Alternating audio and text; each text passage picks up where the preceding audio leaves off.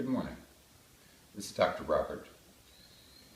And on this edition of 5-ish Minutes with Dr. Robert, I would like to consider MAUNA, or silence, in the context of pratyahara.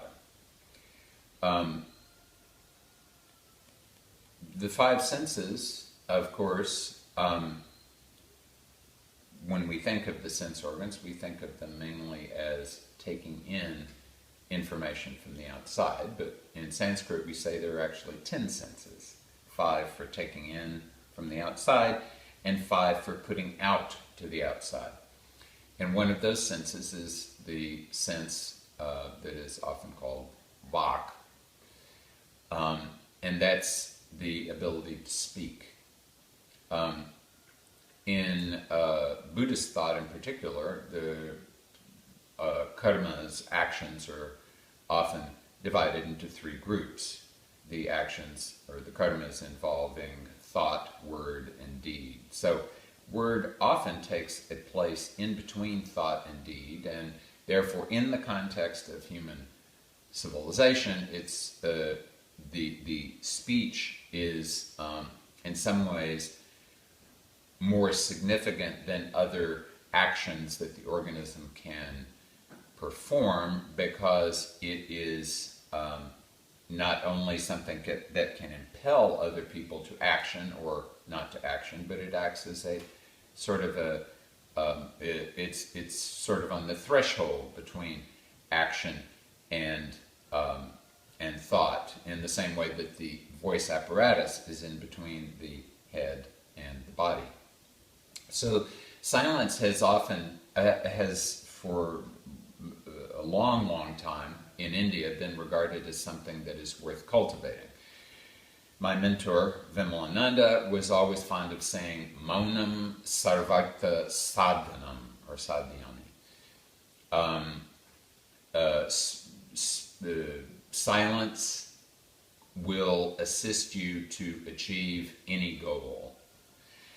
Of course, we're talking about relative silence. Someone who has become completely silent and who has gained the ability to take his or her energy and desire to express externally and brought it completely inside and made it quiescent, becomes a muni, becomes someone who is the absolute paragon of silence. And this is at one end of the spectrum. And the other end of the spectrum is the person who has no concept of silence whatsoever and simply blabs about everything, and whatever comes in elicits a response, and out it comes. So, possibly for many people, the first stage in silence is not to stop talking, it's to stop talking all the time.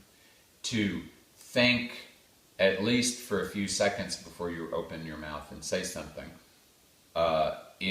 because otherwise you're simply reacting instead of actively acting. But there is a lot to be said for at least taking the opportunity on occasion to not talk for some period of time. Preferably you do this when you don't have to be going out into the world and doing complicated body language and maybe writing notes and so on. But if you are in a place where you're not going to disturb too many people, it is useful to not use your vocal apparatus, which is the way we've been using for millennia to communicate, but rather to, only when necessary, employ body language, scribble a very small note, restraining yourself from this pressure to express whatever is inside you, which is, of course, becoming more and more dramatic as we expose ourselves to social media, and in which we have to be expressing ourselves all the time with words or with photos or with a combination of the two.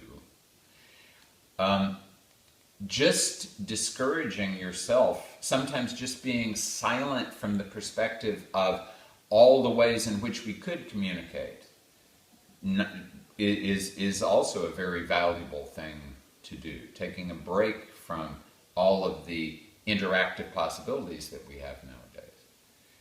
So taking some time, preferably on a Saturday, even half a day, even a couple of hours where you're not speaking, where you're actively not encouraging your internal mechanism to come up with things that you could say, is a good way to get a better perspective on exactly who you are, how you're interacting with the environment, and how you might do so more effectively. This is Dr. Robert, wishing you all a day of beautiful quiet.